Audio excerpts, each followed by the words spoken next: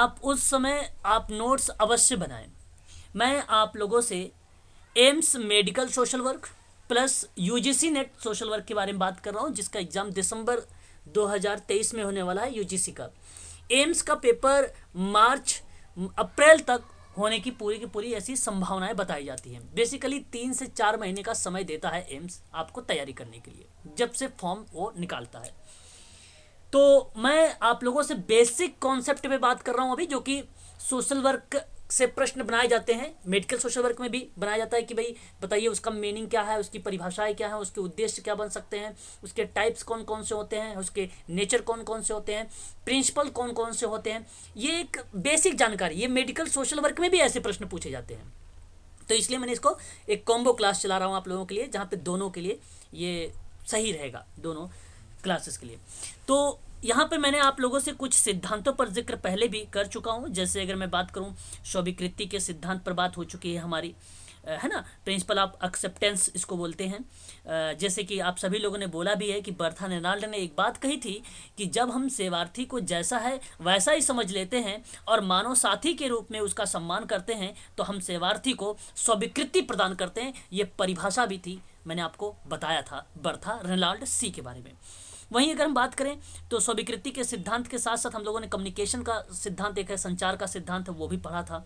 उसके बाद व्यक्तिकरण का सिद्धांत पढ़ा था, गोपनीयता का सिद्धांत पर भी हम लोगों ने बात किया था, आत्मनिर्णय का सिद्धांत पर हम लोगों ने बात कर चुके हैं, और नियंत्रित संवेगात्मक सिद्धांतों पर भी हम लोगों ने चर्चा कर चुके हैं, है ना। नियंत्रित संवेगात्मक संबंध का अगर सिद्धांत की बात करें तो बताइए एक बार आप लोगों, क्या ये स्पष्ट है आप लोगों को कि मैं इसके बारे में और 2-3 बातें बता दूं? क्या है ये नियंत्रित संवेगात्मक का सिद्धांत?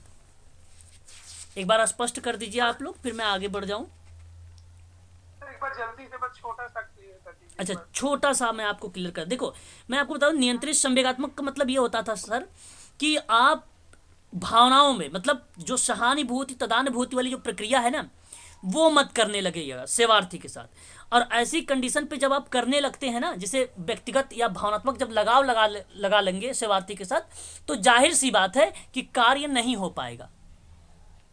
अब आप प्रोफेशनल सोशल वर्कर हैं तो प्रोफेशनल तरीके से आप करिए।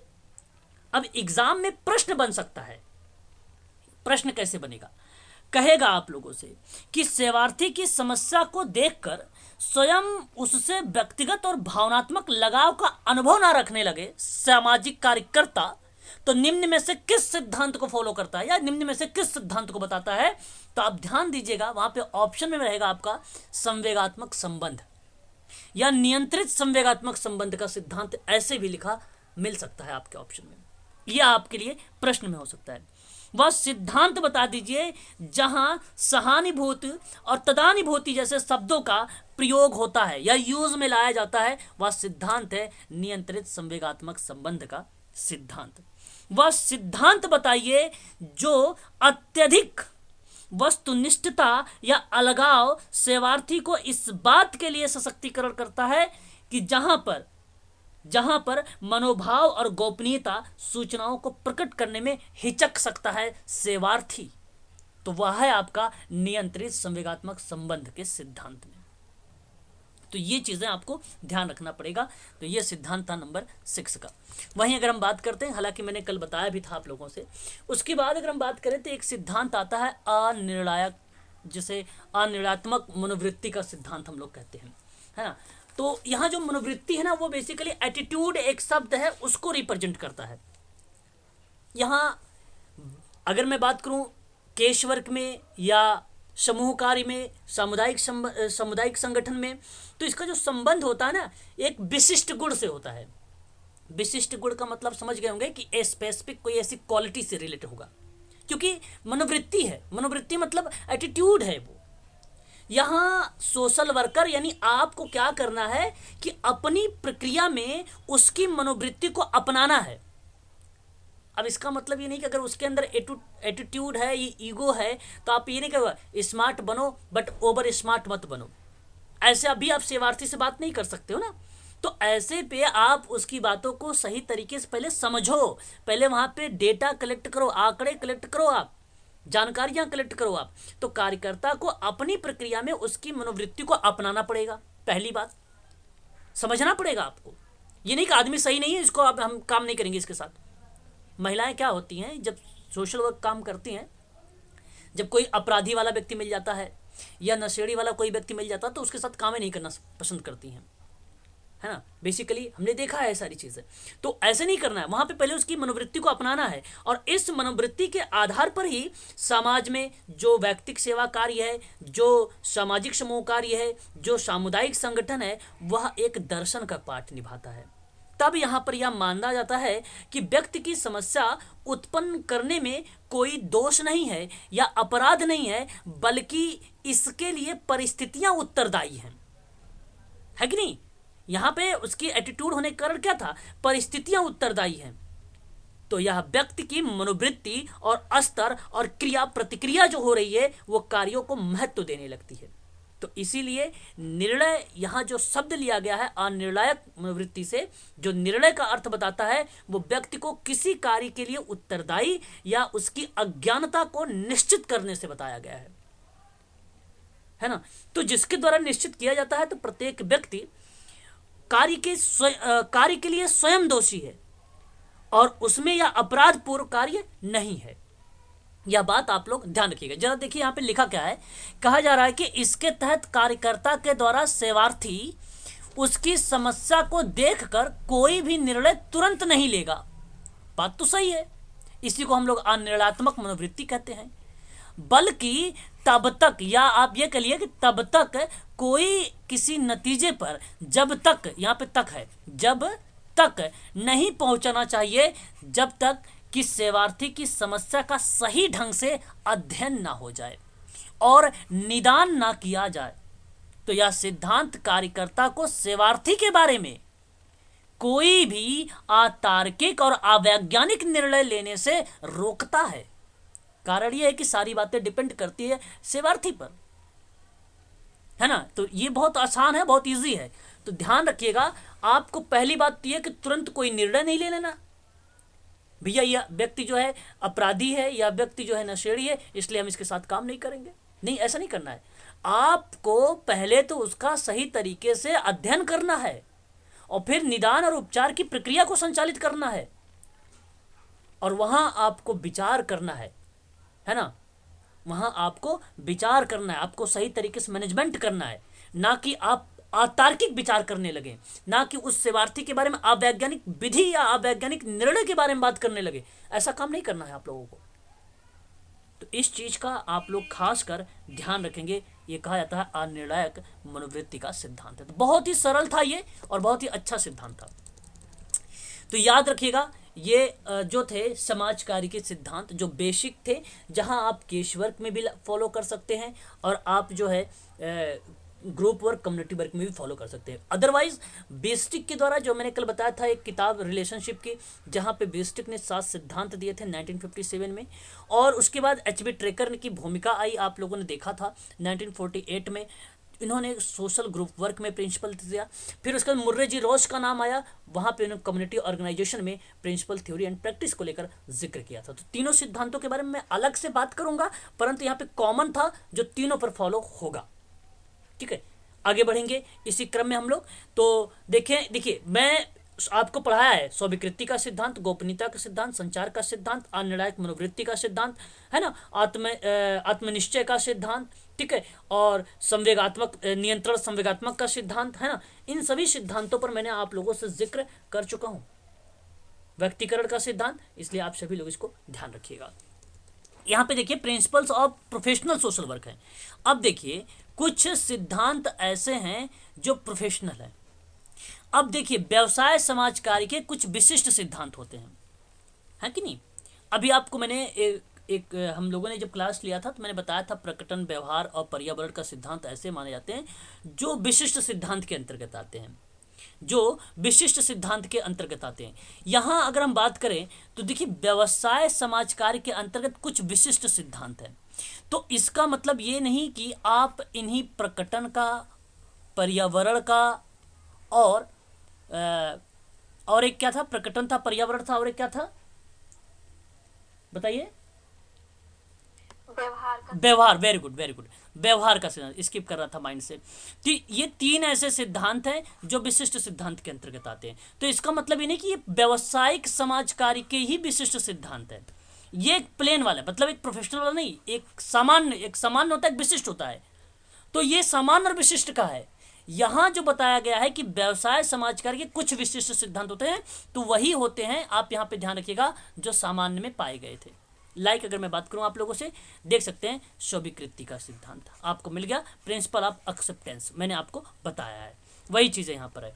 फिर इसके अंदर देखो व्यर्था रेनाल्ड ने क्या बात कही है, जब हम सेवार्थी को जैसा है वैसा समझ लेते हैं तो मानव साथी के रूप में उसका सम्मान करते हैं और हम सेवार्थी को स्वीकृति भी प्रदान करने लगते हैं, है ना। इसके लिए आप देख सकते हैं यहाँ पे अगर मैं बात करूँ आप लोगों से, तो स्वीकृति के कुछ अंग बताए गए हैं, जैसे कि आप यहाँ पे देख सकते हैं, सम्मान करना है, प्रेम यानी मैंने आपको पढ़ाया भी है शायद, ये स्नेह करना, चिकित्सात्मक समझ होना चाहिए, प्रत्यक्षीकरण भी होना चाहिए, सहायता प्राप्त करना। स्वीकृति जो है वो क्रिया के आधार पर 3 प्रकार को बताया भी है मैंने, प्रत्यक्षीकरण, उपचारात्मक और एक प्रकार से समक्ष भी मैंने आप लोगों से चर्चा कर चुका हूँ इसके बारे में, स्वीकृति के बारे में, है कि। प्रत्यक्षीकरण कौन बच्चा बताएगा मुझे, ये क्या होता है प्रत्यक्षीकरण? कोई बच्चा बताना चाहेगा क्या होता है ये, बताइए, किसी को मालूम है? बिना भेदभाव के कार्य करना। ये बहुत बढ़िया आपने बताया, बहुत बढ़िया। और भी कोई सेंटेंस जोड़ना चाहेंगे आप इसमें सर? वस्तुगत तथ्यों का देखकर आपको क्या करना है, सेवार्थी को स्वीकार करना है।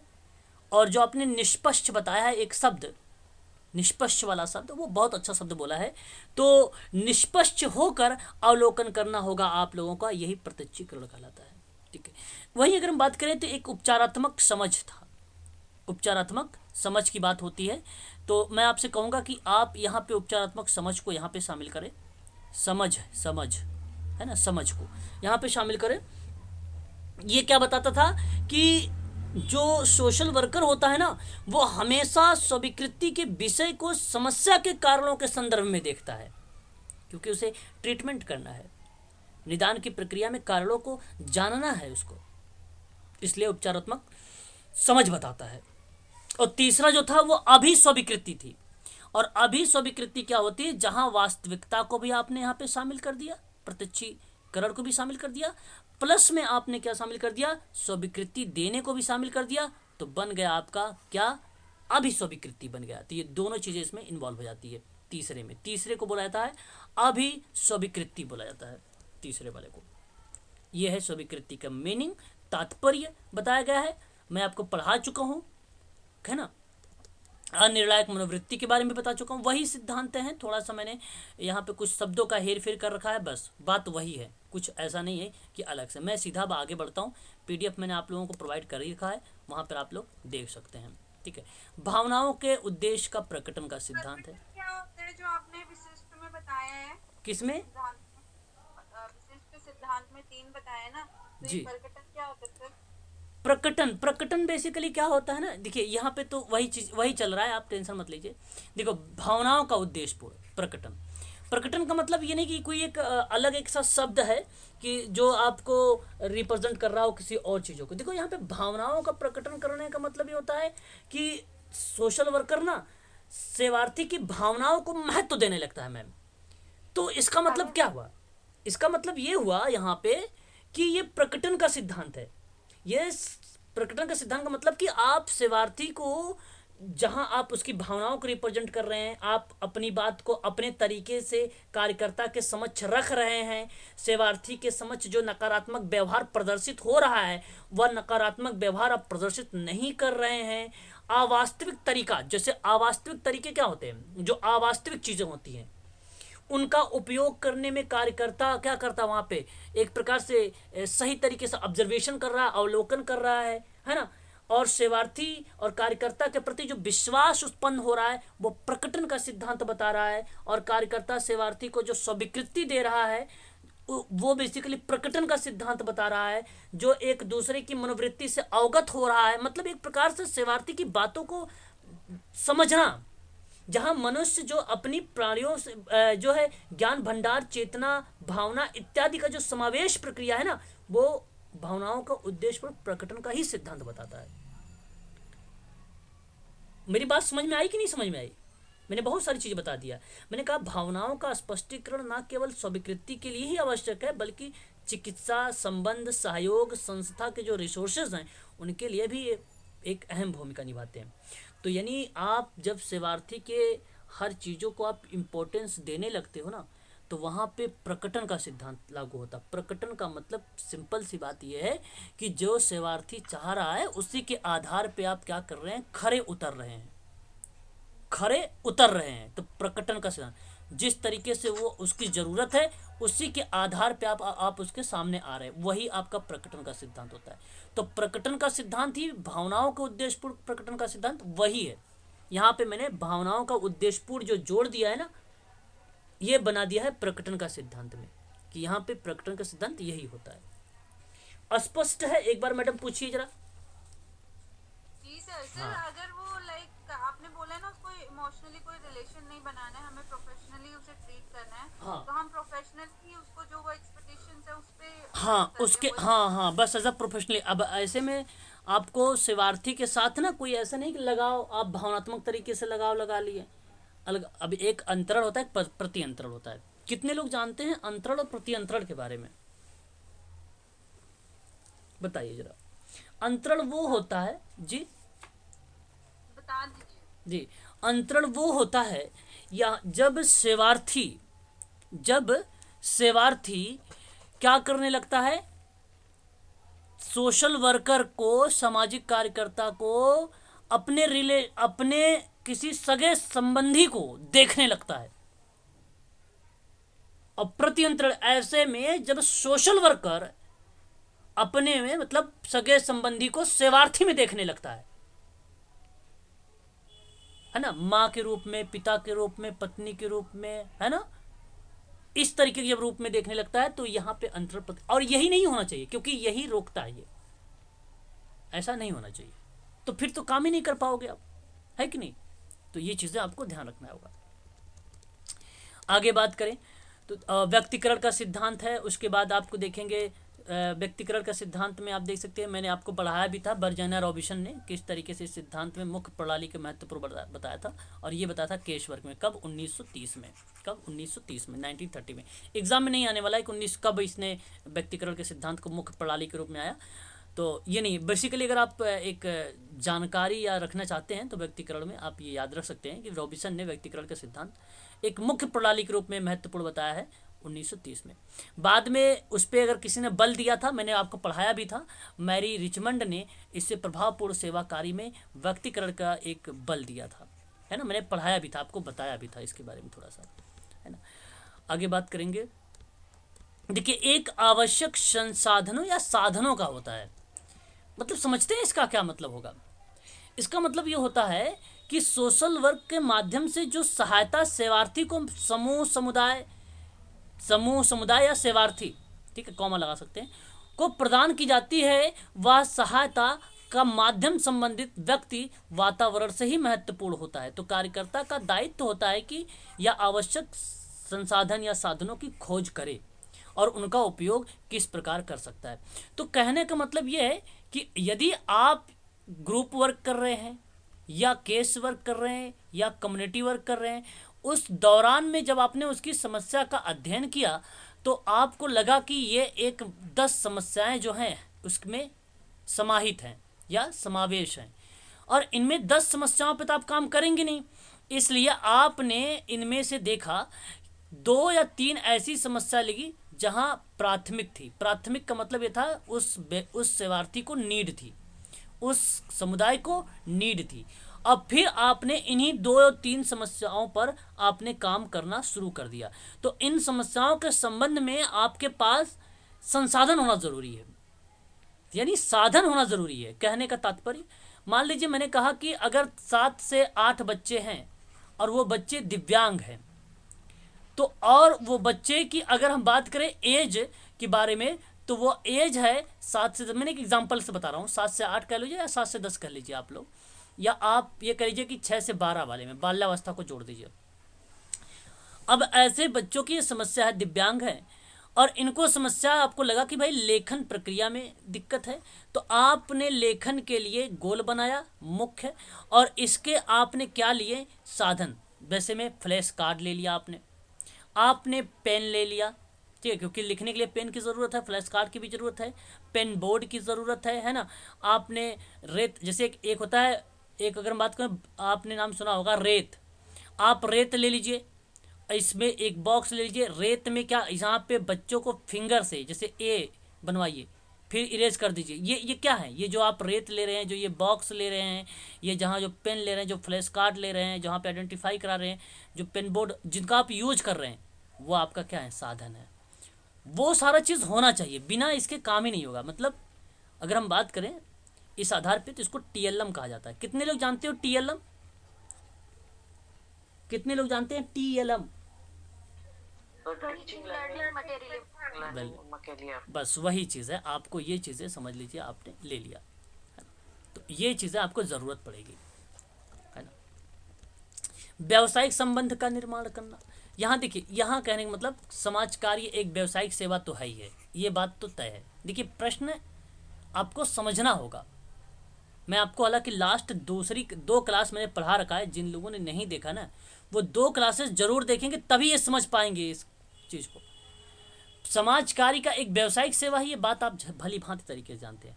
अतः यह आवश्यक है कि यह सेवा प्रत्येक व्यक्ति को बिना पूर्वाग्रह और पश्चाताप के प्रदान करनी चाहिए, और यही व्यावसायिक संबंध निर्माण सिद्धांत का मूलाधार माना जाता है।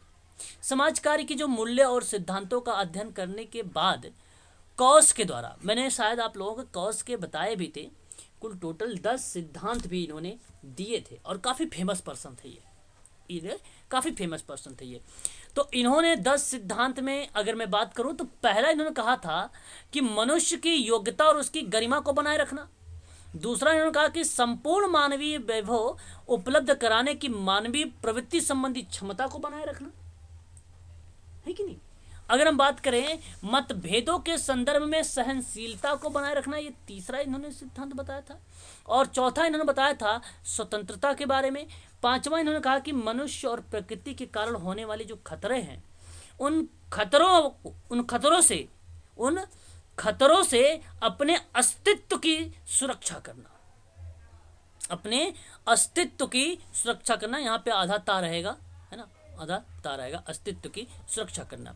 आगे अगर हम बात करें, फिर 8वें नंबर पे आया था उनका मौलिक मानवीय आवश्यकताओं की संतुष्टि करना और आत्मनिर्देशन देना, और अनिर्णयात्मक मनोवृत्ति का विकास करना, और रचनात्मक सामाजिक सहयोग को बनाए रखना, और कार्य की महत्व। और खाली समय का मतलब होता है मनोरंजन, यानी अगर आपने खाली समय बैठे हैं तो इसका मतलब ये हुआ कि आप इंडोर गेम कर लीजिए, आप आउटडोर गेम कर लीजिए, है ना। तो खाली समय में यहाँ पे अगर मैं कहूँ बच्चे के पॉइंट ऑफ व्यू से, तो बच्चे का डेवलप हो जाएगा ग्रॉस मोटर। और अगर मान लीजिए बुजुर्ग या वृद्ध व्यक्ति की बात कर रहे हैं, तो खाली समय में आप उनसे लिफाफा बनवा लीजिए, कैरी बैग बनवा लीजिए। तो इसका मतलब क्या हो गया कि आपने खाली समय में आपने रचनात्मक उपयोग काम कर लिया, इसलिए यहाँ पे कार्य को महत्व दे दिया। तो इसलिए कहा जाता है कि कार्य के इम्पोर्टेंस और मनोरंजनात्मक या उपचारात्मक या रचनात्मक उपयोग के पर आधारित क्रियाविधि को करना, यह आप कह सकते हैं। ठीक है, तो ये चीज़ें आप ध्यान रखिए, ये कोर्स ने कहे थे 10 सिद्धांत थे। ठीक है, तो यहाँ मैंने अभी आप लोगों से क्या बताए हैं, तो यहाँ पे देखिए आपका क्षेत्र कंप्लीट है, परिभाषा भी कंप्लीट है, सिद्धांत भी कंप्लीट है। अब हम बात करने वाले हैं प्रकृति के बारे में, इसका नेचर क्या है। अच्छा, लक्ष्य भी मैंने आपको बता चुका हूँ, एक आपका बचा है प्रकृति, एक बची है प्रक्रिया। बहुत इंपॉर्टेंट स्लाइड है आप लोगों के लिए, जो कि ये आप मेडिकल सोशल वर्क के अगर आप स्टूडेंट हो या आप सोशल वर्क के स्टूडेंट है, तो आपको ये जानकारी पूरी होनी चाहिए। थ्योरीज कौन कौन सी हैं, प्रैक्टिस के दौरान कौन कौन सी चीज़ें, नवीन दृष्टिकोण आए, चुनौतियाँ क्या आई, और उसके अभ्यास क्षेत्र पे काम कैसे कैसे आप करोगे, ये सारे इंपॉर्टेंट है ये स्लाइड। देखिए, अब इसकी प्रकृति की बात करते हैं। प्रकृति मतलब एक प्रकार के नेचर होता है। अच्छा, आप जानते हैं समाज कार्य का नेचर क्या है भाई। अगर समाज कार्य का नेचर क्या है, तो कार्यकर्ता सेवार्थी की उस समस्या का समाधान करता है जिसमें वह पीड़ित है, इसलिए समस्या का समाधान समाज कार्य की प्रकृति कहलाती है। अगर कोई पूछे आपसे कि परिभाषा बताइए social nature of social work की, तो आप बोलना कि कार्यकर्ता सेवार्थी की उस समस्या का समाधान करेगा। कौन? सोशल वर्कर यानी आप, जिससे वह पीड़ित है, इसलिए समस्या का समाधान समाज कार्य की प्रकृति है। इसी कारण से, मतलब नेचर नहीं कहते आप फलाने का नेचर ऐसा है, तो इसका नेचर यही है कि समस्या का समाधान करना, पहली बात। दूसरी बात ध्यान रखो, जब हम शैक्षिक रूप से बात करते हैं या शिक्षा के पॉइंट ऑफ व्यू से बात करते हैं, तो समाज कार्य की प्रकृति है कि वो वैज्ञानिक तरीके से करेगी, और वैज्ञानिक ज्ञान का प्रयोग करना ये सोशल वर्क का नेचर है। सोशल वर्क का नेचर ये है कि यह हमेशा ज्ञान समाज शास्त्र की बात करता है, मनोविज्ञान की बात करता है, विधि शास्त्र की बात करता है, चिकित्सा शास्त्र की बात करता है, मानव शास्त्र की बात करता है, राजनीति शास्त्र का बात करता है, अर्थशास्त्र की बात करता है, मनोरोग विज्ञान की बात करता है, इत्यादि ऐसे विषय हैं। इसका नेचर है ये कि हर विषयों पर इसका पार्टिसिपेट होना या भाग लेना, ये नेचर है सोशल वर्क का। सोशल वर्क का ये नेचर है कि समाज की जो जड़ें हैं वो मानवतावाद में तो निहित है। जब मानवतावाद में ये निहित है तो यह वैज्ञानिक मानवतावाद पे सोशल वर्क आधारित भी है। जैसे कि आप लोग जानते हो, लेन क्लार्क ने अपनी एक किताब में लिखा principle and practice of social work 1947 में, 1947 में, साफ शब्दों में मध्य युग में 18वीं शताब्दी में मानवतावाद को बताया है। ये नेचर है सोशल वर्क का कि ये वैज्ञानिक मानवतावाद पर आधारित है। वहीं अगर हम बात करें तो समाज कार्य एक दर्शन है, ये एक दर्शन के रूप में भी जाना जाता है, और यह किसी भी प्रकार की जाति और रंग, प्रजाति, लिंग, धर्म पर आधारित किए जाने वाले जो भेदभाव हैं उसके विरुद्ध खड़ा होता है। इसीलिए कहा जाता है कि सोशल वर्क की जो नेचर है वह एज पॉजिटिव है, एज सकारात्मक है। तो समाज कार्य एक अभ्यास आधारित पेशा है, पेशा का मतलब व्यवसाय है, जो सामाजिक परिवर्तन, विकास, सामंजस्य और लोगों और समुदायों को या उसके सशक्तिकरण को बढ़ावा देता है। समाज कार्य अभ्यास में यानी प्रैक्टिस के दौरान में अब मानव अभ्यास, व्यवहार और सामाजिक, आर्थिक और सांस्कृतिक संस्थानों और अंतःक्रियाओं की समझ को शामिल करता है। जैसा कि आप देख सकते हैं यहाँ पे क्या, जब प्रैक्टिस होती है तो मानव विकास पे बात करेगा, उसके व्यवहारों पर बात करेगा। अच्छा, व्यवहार में, अच्छा, सारी चीज़ों में दो बातें होती है, एक पॉजिटिव एक निगेटिव, दोनों पर बात करेगा। इसका मतलब ये नहीं कि केवल निगेटिव बात करेगा, दोनों पर बात करता है, इसका नेचर है ये। सामाजिक पर बात करेगा, उसकी आर्थिक स्थिति पर भी बात करेगा, सांस्कृतिक संस्थाओं पर बात करेगा, अंतःक्रियाओं की भी बात करेगा। तो इन सब की समझ है, उसका नेचर है ये सोशल वर्क में, ये नेचर है ना। और अगर हम बात करें, देखिए यहाँ पे लिखा हुआ है समाज कार्य की प्रकृति किस पे है, वैज्ञानिक पर है, जिसमें वैज्ञानिक ज्ञान का उपयोग होता है। देखो मैंने बताया अभी आपको, विज्ञान किसी भी विषय में क्रमबद्धता को कहा जाता है, ये भी आप जानते हैं कि सोशल वर्क का ये नेचर है कि वो क्रमबद्धता की चीज़ यूज करता है। विज्ञान संपूर्ण अनुभव किए जाने वाले जगत को समझने की एक पद्धति होती है, और यह एक पद्धति जिसका लक्ष्य अंतिम सत्य की खोज करना होता है, ये नेचर होता है, ये सोशल वर्क का नेचर है। अंतिम सत्य की खोज करता है ये, अर्थात तथ्यों और प्रघटनाओं और वस्तुओं का विश्लेषण भी करता है ताकि कार्य कारण संबंधों का पता लगाया जा सके। विश्लेषण किस लिए करता है? क्योंकि कारण कार्य को जानने की बात करता है, इसलिए ये नेचर है उसका। और गुड्डेनहार्ट ने एक परिभाषा देते हुए बोला है कि विज्ञान को एक क्रमबद्ध और व्यवस्थित ज्ञान के संकलन के रूप में परिभाषित किया गया है। तो व्यवस्थित से मतलब इन्होंने बताया क्या, कि किसी वस्तु के बारे में अध्ययन परिणाम स्वरूप प्राप्त किया गया यथार्थ या वास्तविक ज्ञान है, वही आपका व्यवस्थित है। उसके बाद अगर हम बात करें तो विज्ञान का अर्थ प्रकृति और मानव जीवन से संबंधित घटनाओं और व्यवहारों से संबंधित ऐसा व्यवस्थित ज्ञान है जिसका सत्यापन किया जा सकता है और जिसकी सहायता से उन्हें नियमित भी किया जा सकता है। यह बताता है आपकी समाज कार्य की नेचर। जहां समस्या का समाधान एक सेवार्थी को या एक पीड़ित व्यक्ति को कर रहा है, और इसलिए कर रहा है क्योंकि समस्या समाधान समाज की एक प्रकृति है, एक नेचर है, इसी वजह से कर रहा है ना?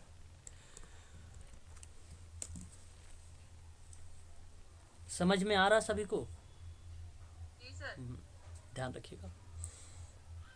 देखिए यहां अगर मैं बात करूं, दो नाम आ रहे हैं, एक कार्ल पियर्सन का नाम आ रहा है, एक गुड्डे हार्ट का नाम आ रहा है।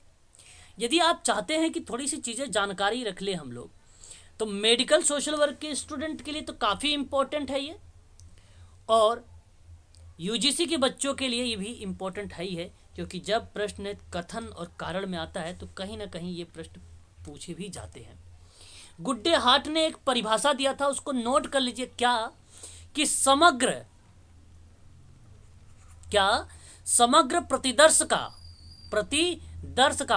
का मतलब होता है सैंपल, या एक प्रकार से आप कहते हो प्रतिचयन कह सकते हो आप लोग, है ना? इस चीज को आप ध्यान रखिए, सैंपलिंग बोल सकते हो आप लोग, न्यायदर्श आप लोग कह सकते हो।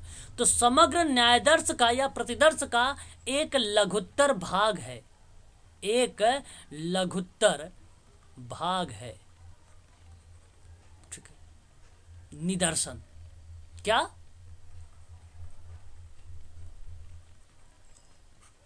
निदर्शन।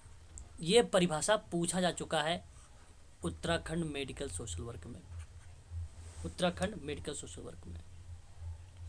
कार्ल पियर्सन,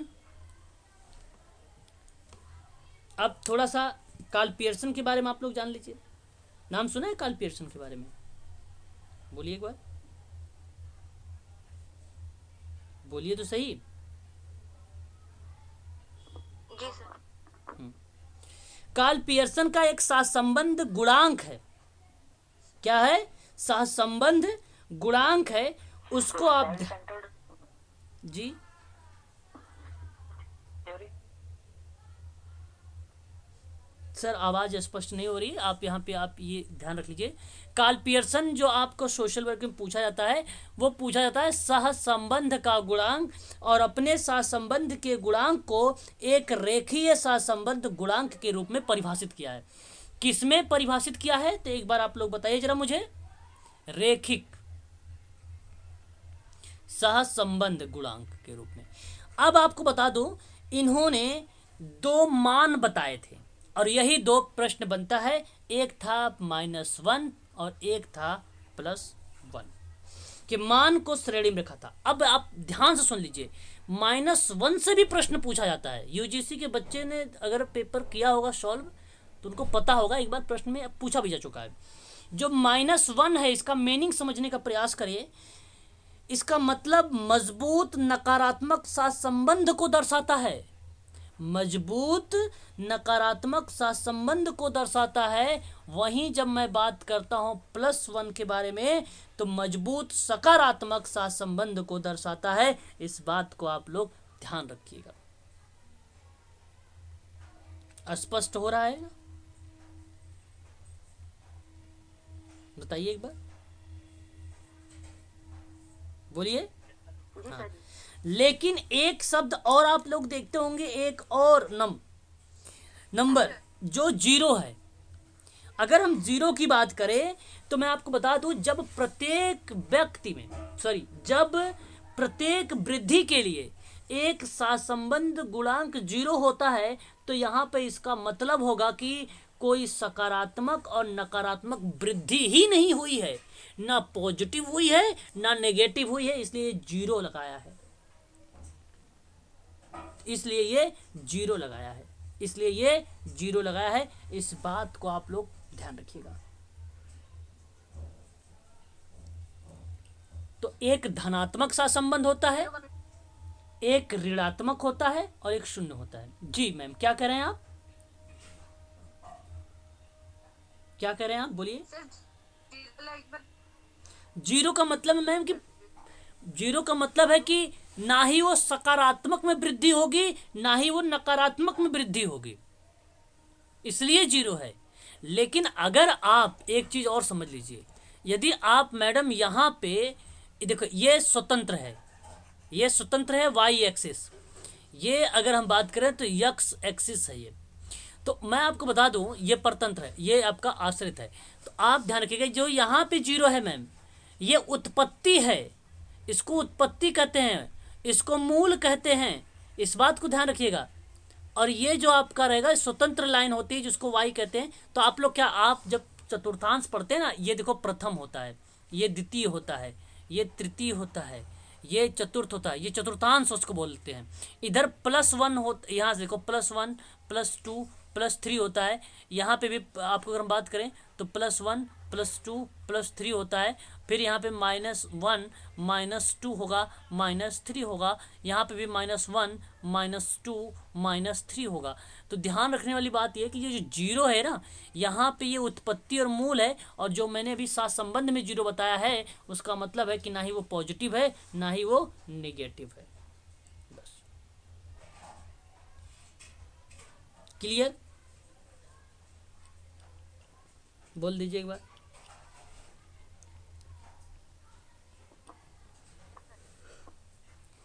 हाँ, ध्यान देने वाली बात है हम सबके लिए, तो इसको आप लोगों को पता होना चाहिए। हाँ, वेरी गुड। चलिए आगे बढ़ेंगे। तो यहाँ पे अगर हम बात करें तो एक विद्वान थे स्टुअर्ट चेस, तो इन्होंने विज्ञान की परिभाषा वैज्ञानिक पद्धति के रूप में देने का तो प्रयास किया।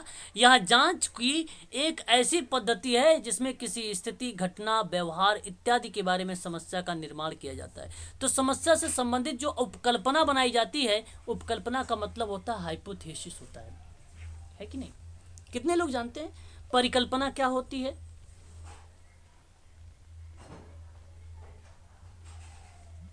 बताइए। नहीं मालूम? सर जब भी कोई बोलिए बोलिए बोलिए। मतलब कुछ रिसर्च किया जाता है, जो भी आगे किया जाता है उसका पूर्वानुमान लगाते हैं, उसको परिकल्पना कहते हैं। Okay okay okay. सर पूर्वानुमान लगाते हैं जो भी कार्य करने से पहले किसी रिसर्च को करते हैं, उसको क्या कहते हैं? ओके चलिए, आप लोगों ने अपने हिसाब से बताया। देखो उपकल्पना परिकल्पना बात एक है, इसका मतलब ये नहीं कि प्रश्न में नहीं आते, ये भी प्रश्न में आते हैं। हाइपोथेसिस प्रश्न में आता है। तो यहाँ जो मैं परिकल्पना ही उपकल्पना कहा जाता है। अब यहाँ पे थोड़ा सा समझ लीजिए, एक लाइन में समझिए ताकि आप लोगों को पता रहे। अगर कोई पूछ रहे परिकल्पना क्या होता है, उपकल्पना क्या होता है ना, तो आप आसानी से समझिए। तो परि प्लस कल्पना, परि प्लस कल्पना। परि का मतलब क्या होता है? चारों ओर, है ना। और कल्पना का मतलब क्या होता है? चिंतन। तो आप ये बात कह सकते हो कि किसी समस्या से संबंधित समस्त संभावित समाधान पर जो विचार करेंगे वही परिकल्पना होगी। पहली बात तो ये ध्यान रखिएगा, आपने जो शब्द बताया कि पहले से कोई कल्पना कर लेना, अच्छी, आपके हिसाब से अच्छी परिभाषा थी, ऐसी नहीं परिभाषा गलत है, सही है। परंतु मैडम अब आप मेरी बात को ध्यान से सुनिए, एक लाइन में बोल रहा हूं, चाहो तो आप सेंटेंस के रूप में नोट कर सकते हो ध्यान से, कि समस्त संभावित समाधान पे विचार करना है। प्रोबेबिलिटी जहां पे बन रही है उन पे विचार करना है। मतलब कि किसी समस्या के विश्लेषण और अगर हम बात करें परिभाषीकरण के बाद उसके कारण और कार्य संबंध से पहले जो आपने चिंतन किया है वही परिकल्पना है, वही परिकल्पना है। तो परिकल्पना को 2 या 2 से अधिक वेरिएबल होंगे, उन 2 या 2 से अधिक चरों के जो मध्य जो कोई संबंध बनाता है ना, या जो कोई कथन बनाया जाता है, उसी को हम लोग परिकल्पना कहते हैं। उसी को हम लोग क्या बोलते हैं? परिकल्पना बोलते हैं। बस याद रखिएगा, बस परिकल्पनाओं से कहते हैं।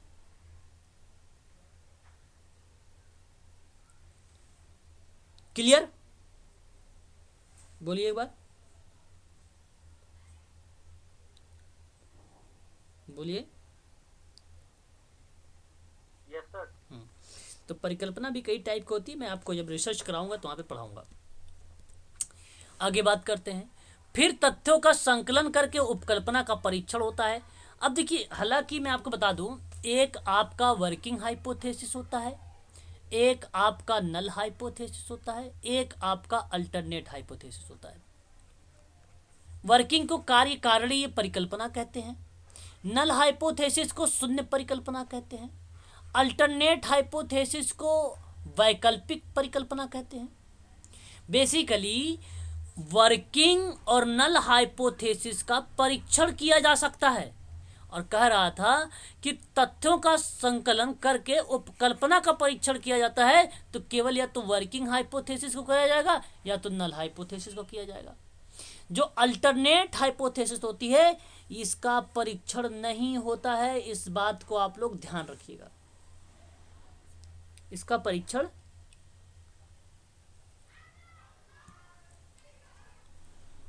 बोलिए नहीं किया जाता है, बोलते भी नहीं हो। जांच का उस तरीके का सभी विज्ञानों में ब्रेक हो रही है आवाज मेरी,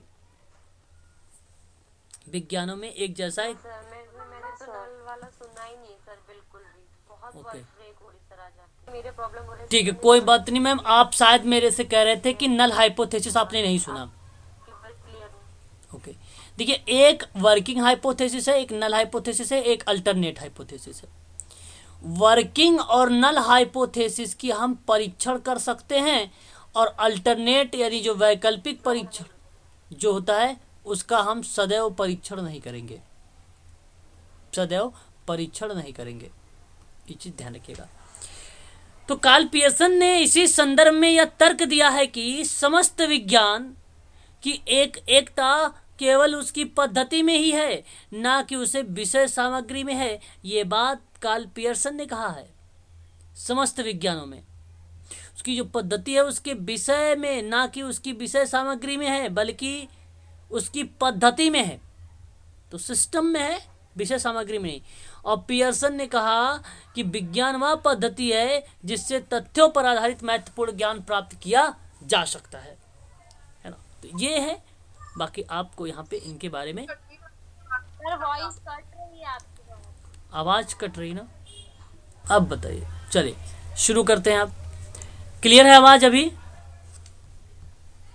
जी सर, अब हाँ देखिए, हाँ यहाँ अगर हम बात करें ना तो ये कार्ल पियर्सन के द्वारा अगर हम बात करें, देखिए कि किस तरीके से इन्होंने बताया है एक प्रकार की विशेषताओं को लेकर। तो यहाँ अगर हम बात करें तो एक प्रामाणिकता कह लीजिए या सत्यापनशीलता कह लीजिए, यह एक विशेषता है। अब पता है ये किसकी विशेषता है? यहाँ अगर हम बात कर रहे हैं तो आप देखिए जरा, समाज कार्य की प्रकृति की विशेषता को बताने की कोशिश की जा रही है ना। और संक्षेप में विज्ञान क्रमबद्ध और तथ्यों का प्रघटनाओं को समझने का एक निश्चित पद्धति है जिसमें ये विशेषताएं शामिल है। तो सत्यापनशीलता का मतलब क्या होता है, या प्रामाणिकता का मतलब क्या होता है कि जो डेटा आपने कलेक्ट किया है उन डेटा को प्रामाणिकता की जांच कोई भी व्यक्ति जिसे उसके बारे में संदेह हो या संदेह कर सकता हो, वो बेसिकली प्रामाणिकता की एक परिभाषा बताती है। दूसरे शब्दों में आप कह लीजिए कि विज्ञान और वैज्ञानिक विधि द्वारा एकत्रित आंकड़ों का परीक्षण होगा, पुनर्परीक्षण किया जाएगा। अतः विज्ञान दार्शनिक और काल्पनिक सूचनाओं या तथ्यों का संकलन पर बल ना देकर उस तथ्यों का संकलन पर बल देगा जिसकी प्रामाणिकता की यानी प्रामाणिकता यानी आप सत्यापनशीलता भी बोल सकते हो, है ना।